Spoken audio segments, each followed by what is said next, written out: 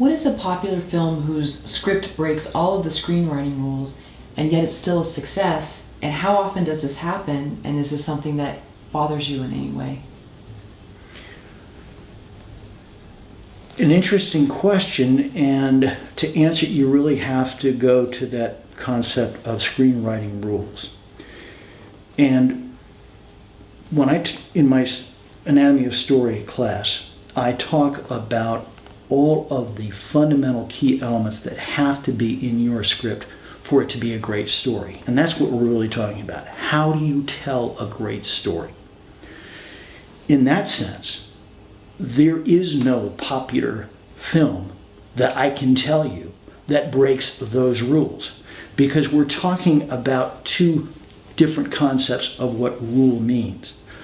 Most people, when they think about the rules of writing, they're really talking about these very simple conventional type of ideas about what makes a good script, which I'm not interested in, because to me that is mechanical writing. That's paint by numbers script writing, and that simply won't work.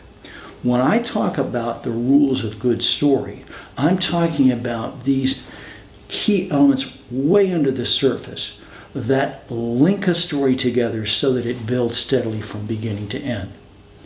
Now, at that level of story, what I call the grammar of drama, the way a story can build so that it has the greatest impact on the audience, there is no way to write a great script that doesn't hit those beats.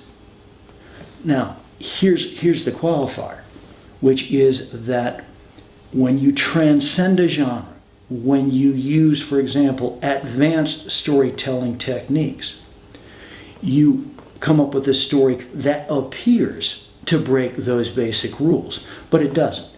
What it's doing is simply coming up with characters and story structures that are more complex. They're not the simple chronological beginning to the end type of story. And they might these stories might have a main character who is, quote, unlikable.